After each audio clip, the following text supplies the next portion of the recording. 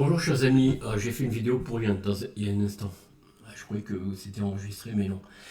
Alors je vous salue tous, je salue tout le monde, tous ceux qui me prennent en direct, enfin en direct, dès que la vidéo sera en ligne, et ceux qui n'ont pas pu ou qui n'ont pas pensé à mettre un pouce, à activer la clochette, eh bien ceux-là recevront un peu plus tard la vidéo, ils la verront plus tard. Merci à tous ceux qui déjà se sont abonnés, partagent, font des commentaires et surtout faire des échanges entre nous ou entre vous. Invitez-vous, essayez de vous rencontrer. Et moi, je souhaiterais aussi vous voir peut-être parmi certains d'entre vous, si vous avez les moyens et le temps, une fois ou deux par mois, une fois par mois en tout cas minimum, ou par trimestre, ou une fois par an, j'en sais rien.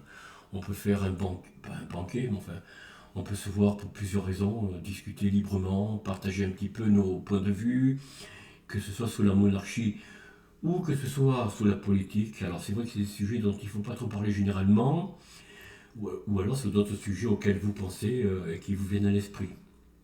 Après tout, les sujets sont vastes et il faut dire que... Alors oui, je reprends un petit peu la vie, je vais venir directement ici si je peux. Ah oui, il n'y a plus de partage. Oh là là là là, il n'y a plus de partage. Qu'est-ce que c'est que ça? Oh là là là là là. Ah oui, il n'y a plus de partage. Bon, il faut dire que je l'ai. Bon, je reviens un petit peu. Ça m'embête. Enfin bon, chers amis, voilà, j'espère que vous allez bien. En tout cas, n'oubliez pas. Alors, je vais reprendre ça rapidement. Voilà. Là. Ok. Merci, chers amis, d'être là. Je reprends tout, hein. Merci d'être là. Donc, n'oubliez pas de vous abonner, de partager, de commenter, de faire des partages entre vous, ou de vous à moi, ou de moi à vous, comme vous voulez. Moi, je le fais par vidéo interposée. Et si vous voulez qu'on se rencontre une fois par an pour discuter d'un sujet ou d'un autre, à vous de voir, de ce qui vous intéresse, ce qui vous passionne, j'en tiendrai compte, même si toutefois je ne mettrai pas en place ce que vous me recommanderez, mais je tiendrai compte de vos avis. Et si ça m'intéresse, et si je vois il y a de l'intérêt, je le ferai, que ce soit sur l'actualité, sur un point de vue de l'histoire, d'une période de notre civilisation, hein. Donc là, je parle de l'Hexagone, ou même de l'Europe, ou même d'une partie du monde, mais toujours en partant de notre pays, l'Hexagone, hein, je le rappelle, je le répète. Oui, c'est pas du chauvinisme, mais bon, il faut toujours partir de là où on se situe, n'est-ce pas? Et par contre, on peut parler quels sont les échanges entre la période médiévale et certains pays de l'extérieur comme la Chine, l'Inde par exemple. Bon, bref, il y a plein de sujets que j'aimerais bien que vous me soumettez par voie de commentaires, par des discussions si vous les souhaitez, soit des discussions, je ne sais pas comment faire pour partager, vous faire monter à l'écran, hein, j'en sais rien, je ne sais pas trop comment faire. Ben, je crois que c'est le partage, hein, c'est ça. Donc je tâcherai de mettre en place un partage. Alors nous allons tout de suite, si vous me permettez, chers amis, j'ai pris beaucoup de retard. On va parler des rois. Alors aujourd'hui, c'est Philippe Ier, donc roi des Francs, bien sûr, hein. On va aller un peu plus vite. Alors, le prénom, alors Philippe est sans doute le premier prince de l'Europe occidentale à recevoir ce prénom d'origine grecque, ce qui doit probablement à l'ascendance byzantine, donc actuellement Turquie, de sa mère Anne de Kiev. Son accession au trône fera de Philippe le premier prénom non germanique porté par un roi de France. Donc, je regarde un petit peu, je vérifie, oui. Alors, ce choix de prénom évoque un rêve impérial qui se poursuit à la génération suivante. Philippe donne à son héritier le nom de Louis, référence à Clovis et à Louis le Pieux. Couronnement. Henri Ier, bon, ça, le couronnement. Alors, le règne. Sous son règne se dessinent les grandes lignes de la politique des souverains capétiens du XIIe siècle, assurer une base réelle à la puissance royale en consolidant le domaine et abaisser ou contenir les trop puissants vassaux, chose que son père avait échoué à appliquer, provoquant une forte diminution du prestige et du pouvoir royal. Ah, bon. Alors, agrandissement du domaine royal. Pour agrandir le domaine royal, il s'empare d'une partie de Vermandois, du Gâtinais, donc en 1069 du Vexin français, 1077 en 1101, pardon. Il rachète pour une forte somme 60 000 sols d'or la vicomté de Bourges et la seigneurie de Donne-le-Roi à Eudes-Arpin. Un chevalier qui part à la croisade. Ah bon? Qui part à la croisade? Ah. Il développe l'administration royale et pour assurer ses revenus à la couronne dispose des biens de l'Église et vend les charges ecclésiastiques, ce qui lui attire les foudres des réformateurs grégoriens. Donc de Grégoire le Grand, Grégoire VI ou Grégoire V, je ne sais pas. Bon, on va pas rentrer dans les détails des Grégoires, des papes. Hein.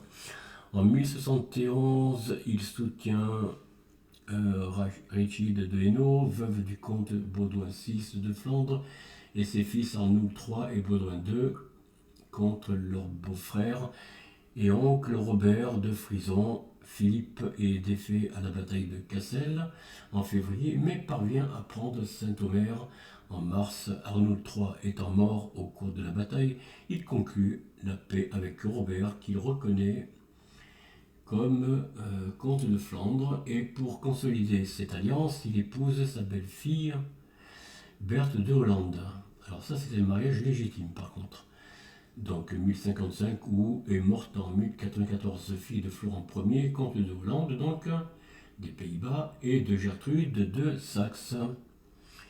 Lutte contre le duc de Normandie, mais pendant la plus grande partie de son règne, Philippe Ier lutte pour réduire la puissance de son vassal le plus redoutable Guillaume le Conquérant. Voilà. Duc de Normandie est devenu roi d'Angleterre et en 1066, Philippe trouve l'appui de Foulques VI le Réchin, comte d'Anjou, et de Robert le Frison, qui se sentent aussi menacés par ce trop puissant voisin. Alors en même temps, je vais vous mettre une musique, excusez-moi, chers amis. Voilà, on va la mettre déjà, on va la mettre en entier ici. Est-ce que je peux?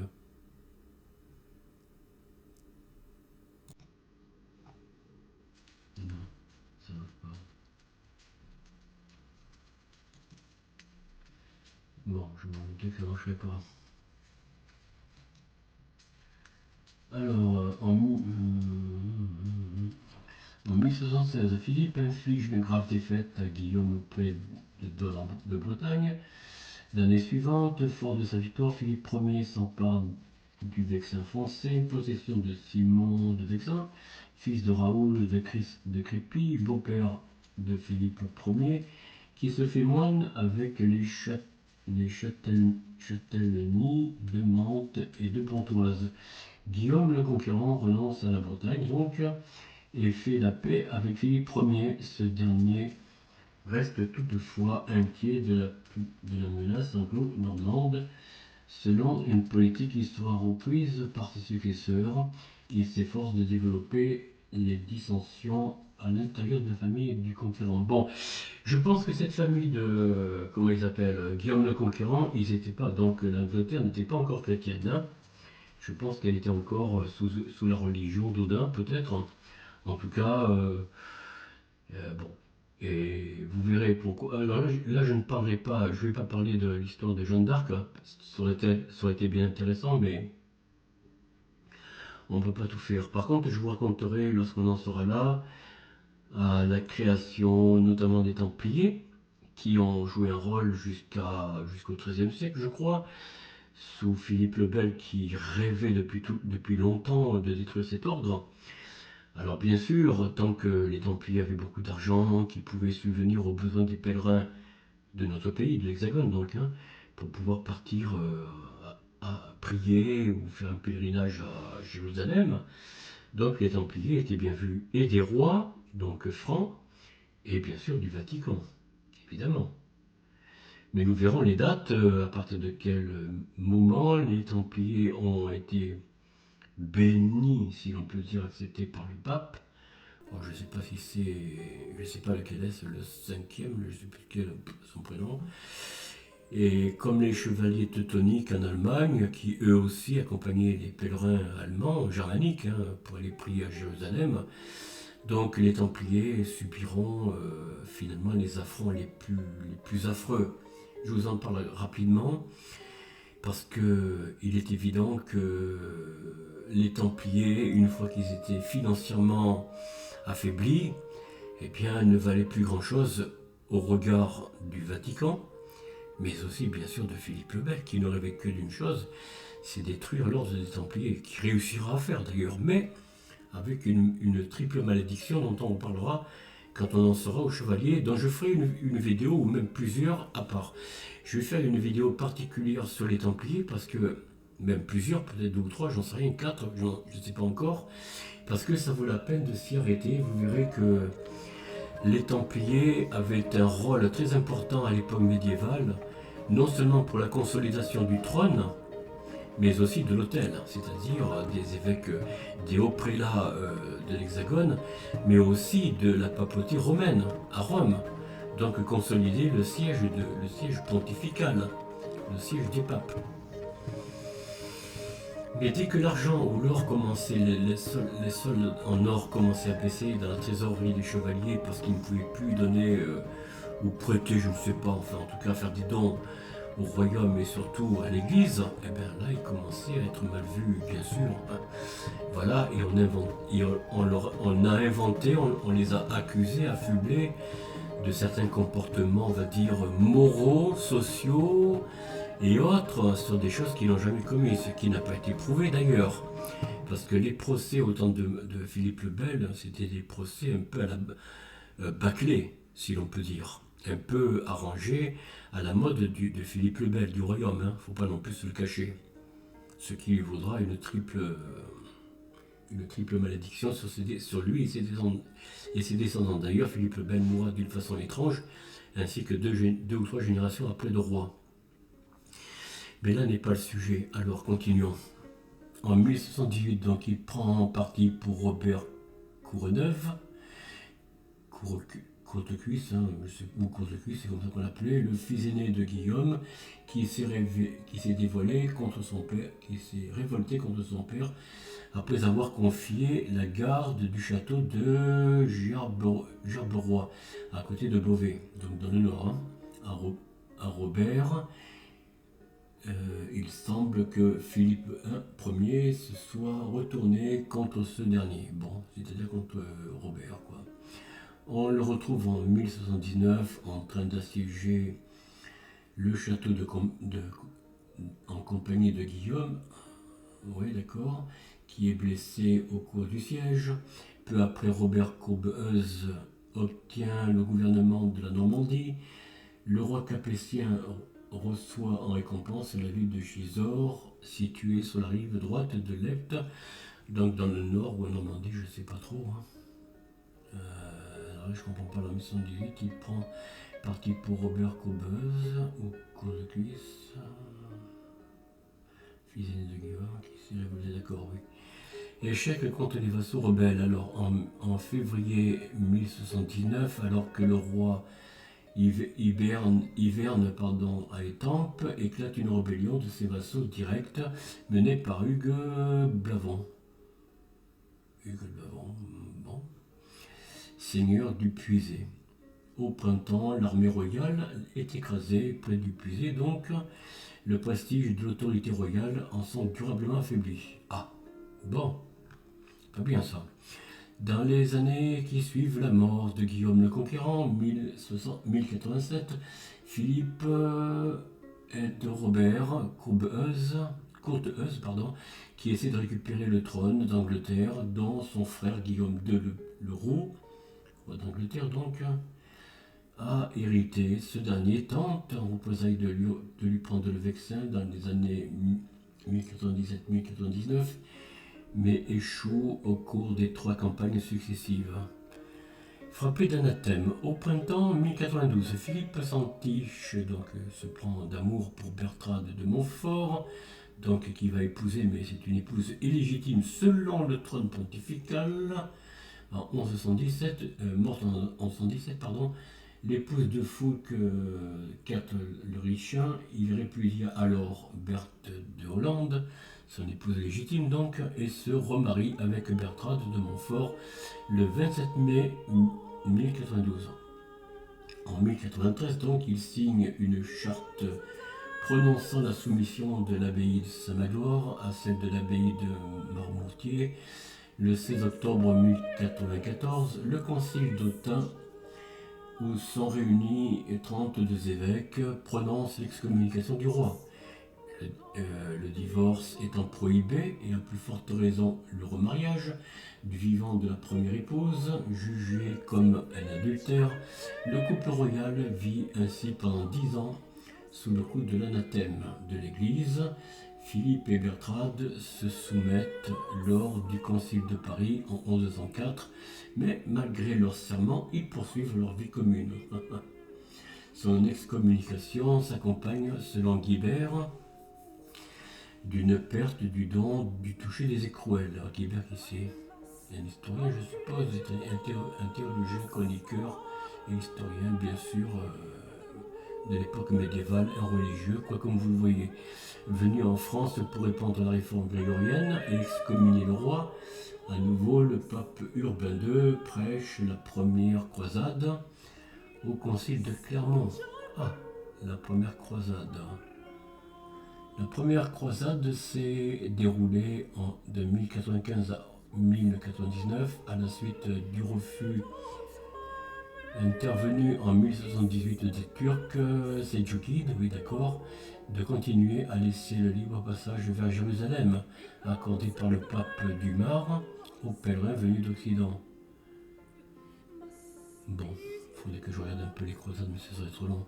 Au concile de Clermont, donc le 27 septembre 1095, le roi excommunié ne peut participer à la croisade dont Hugues de Vermandois, son frère, est l'un des principaux acteurs avec Raymond IV de Toulouse et Godefroy de Bouillon. Ah, Godefroy de Bouillon, né vers 1058 et mort 18 juillet 1100 à Jérusalem, est un chevalier franc et duc de Basse-Lotharingie, premier souverain du royaume de Jérusalem. Au terme de la première croisade, il refuse le titre de roi pour celui plus humble d'avoué du Saint-Sépulcre. Ouais. Réconciliation avec la papauté. Alors, Philippe confie les opérations militaires dans le Vexin à son fils Louis VI, associé à la couronne en 1098. Après une controverse au sujet du dépositaire de l'évêché de Beauvais entre 1100 et 1104, Philippe se réconcilie avec la papauté et il est absous en 1104. En 1107, le pape Pascal II rencontre Philippe et le futur Louis VI à Saint-Denis. L'alliance entre le royaume de France et la papauté, entre le Saint-Empire est alors scellée pour un siècle. Attendez, l'alliance. Il rencontre Philippe et le futur Louis VI, d'accord. L'alliance entre le royaume de France et la papauté contre le Saint-Empire allemand. Oui, pardon. Germanique est alors scellé pour un siècle, oui, d'accord. Alors je vais vous montrer un peu quelques images que je voulais vous... Quelques images, enfin. Voilà la sépulture de Philippe Ier, abbaye de Saint-Benoît-sur-Loire, au XIIIe siècle. Ici le gisant, encore, vous voyez, ça c'est son portrait, plus exactement.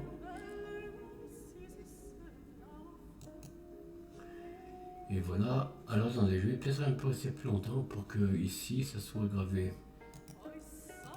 Bon, d'accord. Ici.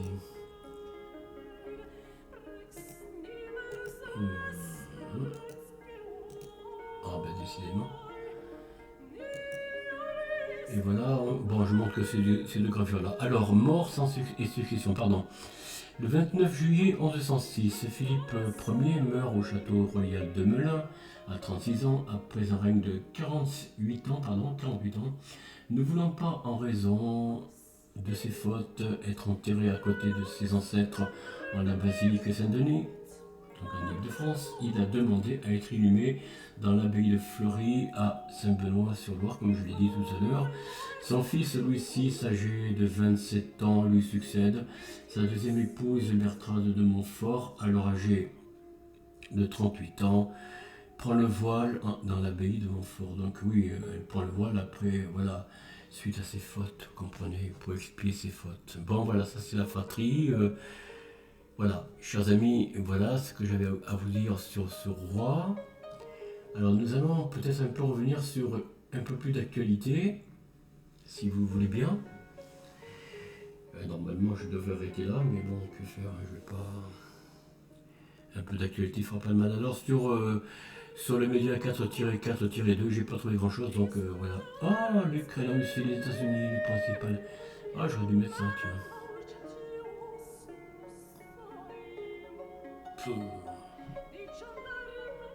Je vois des visages là qui passent sous mes yeux, c'est vraiment horrible.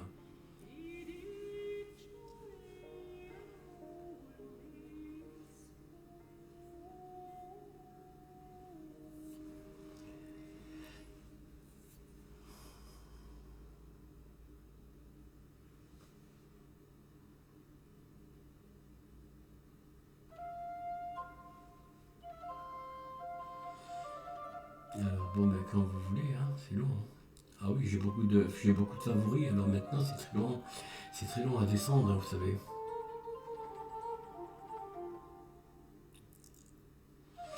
Oui, je voulais vous parler un petit peu de quelque chose qui m'a interpellé, je ne sais pas ce que vous en pensez. Les accords entre l'Europe et les États-Unis, justement. J'ai vu une image tout à l'heure que j'aurais pu prendre, mais. Alors, c'est long, hein. Alors, pendant ce temps-là, chers amis, je laisse un peu écouter de musique. Hein.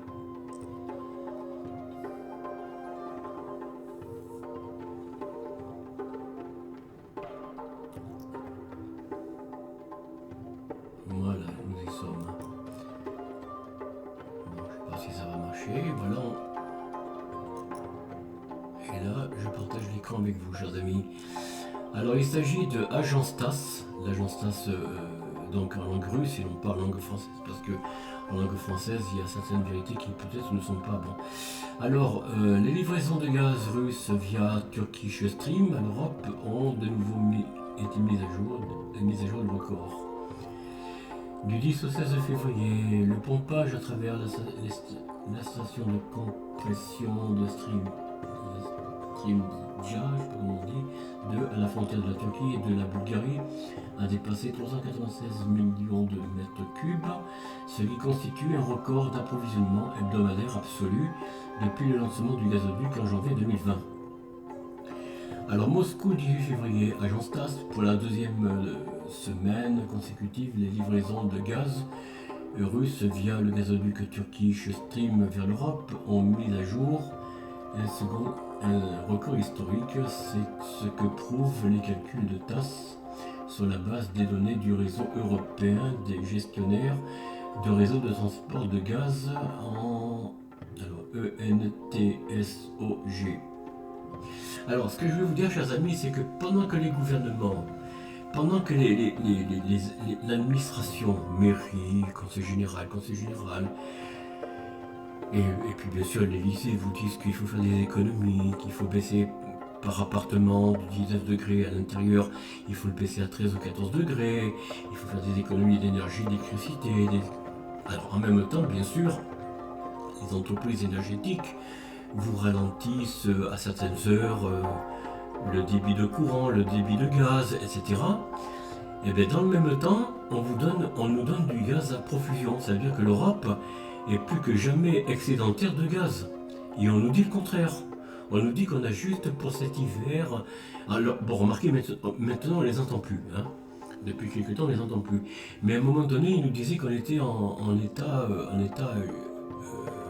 pas déficitaire, mais juste ce qu'il faut pour faire des économies et passer normalement tout l'hiver. Non mais attendez, ils se foutent de qui là? Alors maintenant je vais vous montrer une autre information, les accords entre les États-Unis et l'Europe. Ce que ne vous disent pas les médias. Je ne sais pas si ça va marcher.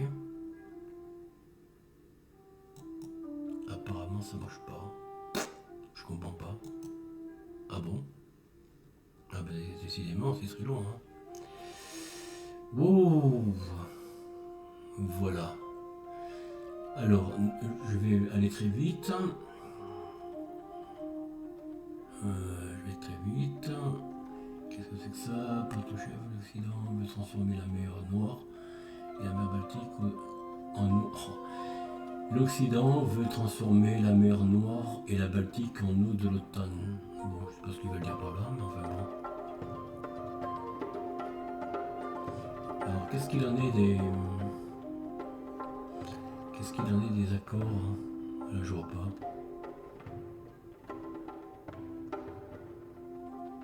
Voilà, c'est ce qu'on a vu tout à l'heure. Là, je sais plus. Non, je crois que je l'ai pas.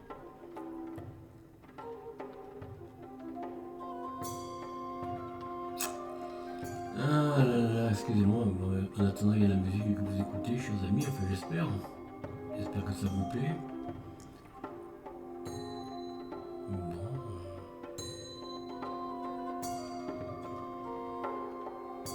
Non, ils en parlent pas ici. Bon, ben non.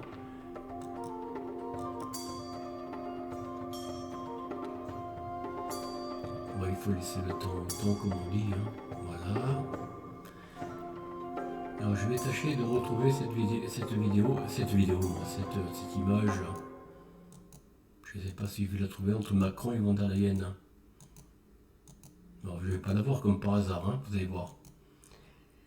L'homophobie n'est pas si grave. Sandrine Rousseau s'affiche avec un ultra sulfureux de l'homme. Bon, ça c'est des petites histoires de papotage. Hein. On va pas s'arrêter là. Ouais, je savais que je n'allais pas le trouver. Comme par hasard.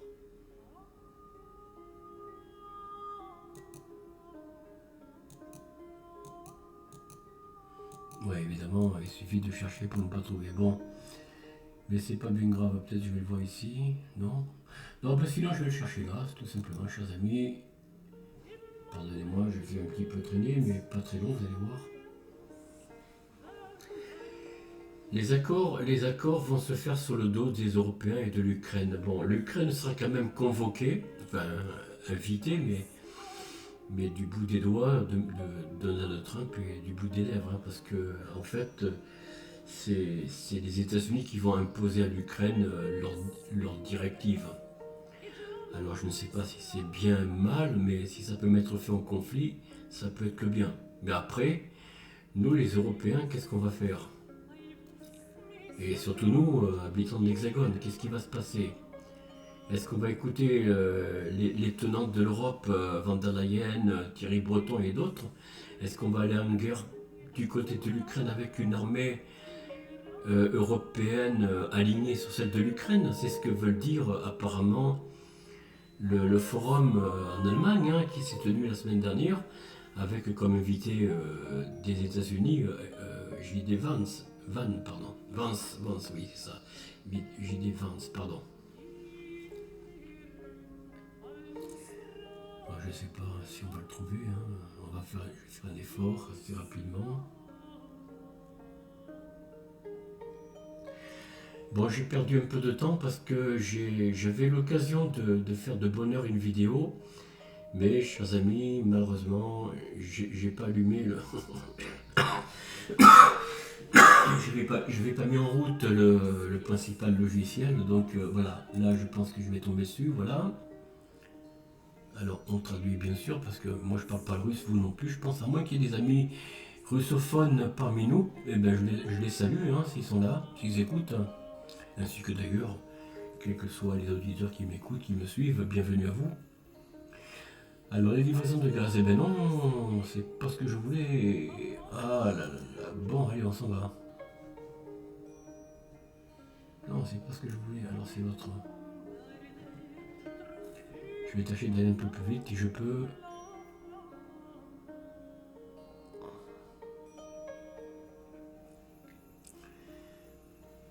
Vous voyez, même l'Elysée avec Bruxelles, von der Leyen, donc Emmanuel Macron cherche des accords, cherche un moyen de monter une armée, de créer une armée européenne, mais ils n'auront le soutien d'aucun pays. enfin, d'aucun pays hors du continent.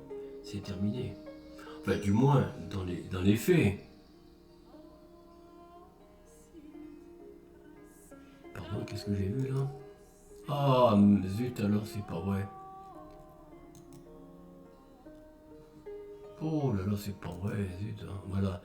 Pourquoi Giorgia Meloni ne tenait pas à participer à la réunion sur l'Ukraine? Ben oui, parce qu'elle est pour. Elle a trahi ses électeurs, elle est pour l'Europe, hein, évidemment. Et remarquez, bon, peut-être qu'elle essaie d'équilibrer ses rapports de l'Italie avec ses idées et avec les idées de l'Europe, mais on peut pas. Enfin, nous en tant qu'habitants du pays du fromage, on ne peut pas faire à la fois, comment dire, euh, vendre le beurre, l'argent du beurre et le sourire du crémier ou de la crémière. Il faut choisir. Il faut choisir. Entre le moins bien et le bien, il faut choisir.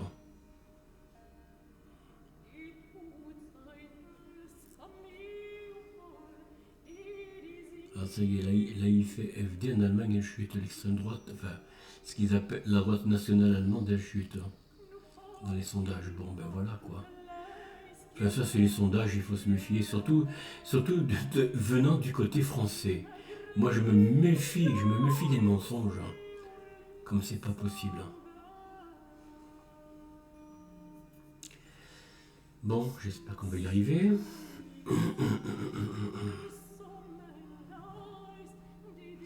D'ailleurs, j'ai rien à me abattre, si vous voulez, de savoir que Meloni, la première ministre italienne, ne participera pas aux discussions entre les États-Unis et l'Ukraine. De toute façon, Meloni, pour moi, je ne sais pas à quel jeu elle joue, mais quand elle avait dit qu'elle était pour la sortie de l'Europe, pardon, et de la monnaie européenne, en fait, elle a maintenu et la monnaie européenne et l'euro, et la présence de l'Italie dans l'euro. Donc il faut arrêter de se... Voilà, faut pas se cacher la face, hein. Voilà, Expert QI, alors Expert QI c'est un journal chinois, hein. La conférence de Munich a montré le fossé entre les États-Unis et l'UE sur l'Ukraine. Alors, le directeur du département d'études européennes de l'Institut chinois d'études internationales a noté que si les contradictions entre Washington et Bruxelles persistent, l'Europe sera obligée d'assumer davantage de responsabilités pour sa sécurité. Shanghai, le 17 février, correspondant TASS Andrei Popov. La conférence de Munich sur la sécurité a pleinement démontré les divergences de vues entre les États-Unis et l'Union européenne sur la crise ukrainienne. Cette opinion a été exprimée dans une interview accordée à un correspondant de TASS par le directeur du département d'études européennes de l'Institut chinois d'études internationales QI Hongjiang. La conférence de Munich donc sur la sécurité a pleinement révélé les différends entre les États-Unis et l'Europe sur les négociations de paix et les accords post-conflit. Bon, je vous laisse, si vous voulez le lire, chers amis, cette